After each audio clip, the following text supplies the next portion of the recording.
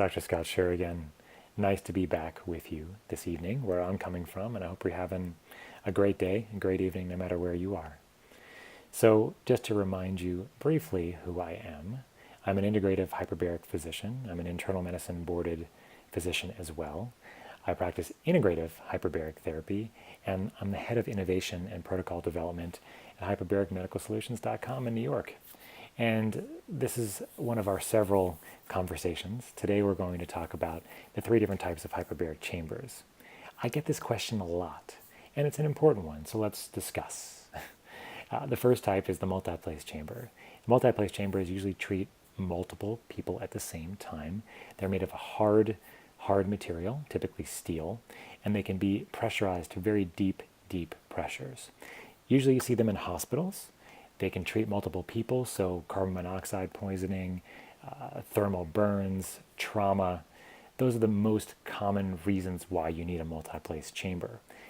Except, of course, don't forget the decompression illness, the bends, the actual reason why hyperbaric therapy exists, as the history of hyperbaric therapy really begins with decompression illness back with bridge building in the 1880s, most famously the Brooklyn Bridge in New York. So that's a multiplace chamber. They're usually pressurized with air, and remember that air has 21% oxygen in it. So once you get down to the pressure that you're going to be treated, you get a mask or a hood on top of your head. That's clear, you can see out of it, but it actually has 100% oxygen in it. So again, that's the multiplace chamber. The monoplace chambers are single person chambers, usually again one person. Sometimes you'll see an adult and a child in there at various facilities around the country, and it's usually pressurized with oxygen, so you have 100% oxygen that you breathe ambiently around you. It can also be pressurized with air. These are usually made of either steel or a hard acrylic plastic, and a very hard acrylic plastic, so one of the two. And they're usually pressurized to not as a deeper pressure as the multiplace chambers. They can get to about 3 ATA, or 3 atmospheres absolute. And for most indications for hyperbaric therapy, whether we're talking about the FDA-approved indications, like diabetic foot ulcers, chronic non-healing wounds, mostly diabetic foot ulcers, radiation injury, sudden hearing loss, even necrotizing fasciitis and gas gangrene, really aren't treated at deeper than 3 atmospheres absolute. So those are the outpatient chambers that are most common that you'll see. At Hyperbaric Medical Solutions in New York, we actually pressurize with 100% oxygen.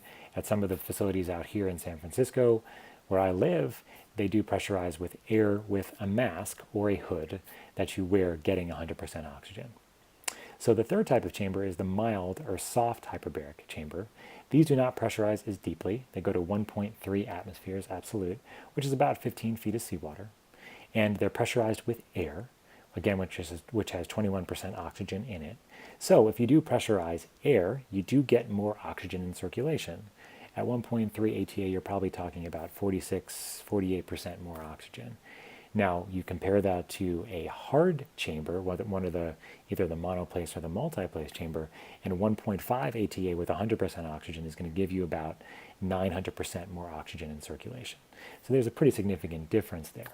And that being said, I think there probably is a role for the soft-sided chambers as long as you have supervision, as long as you don't have a chemical sensitivity, because there is the potential, because they're made of this soft material, typically some sort of byproduct of petroleum, there may be some off-gassing or some chemical residue that does get released from this type of plastic when it's pressurized. Unfortunately, I don't know for sure because those studies have never been done. Again, one other thing about the soft chambers is that they've only been FDA approved for acute mountain sickness. That's it. So again, what that means is that if you've gone up a mountain and you've gotten severe altitude sickness, hyperbaric soft chambers will be very helpful for you, and it is FDA approved. I do think they probably have a role in neurocognitive illness and things like maybe traumatic brain injury, maybe patients post-stroke. But I also feel like monoplace chambers are the ones that have been studied. They're probably safer. They're much more regulated as an industry versus the soft chambers that will basically promise the world at pressures that I don't really believe can get you there, the 1.3 for many things. So my preference personally is the monoplace or the multiplace chambers.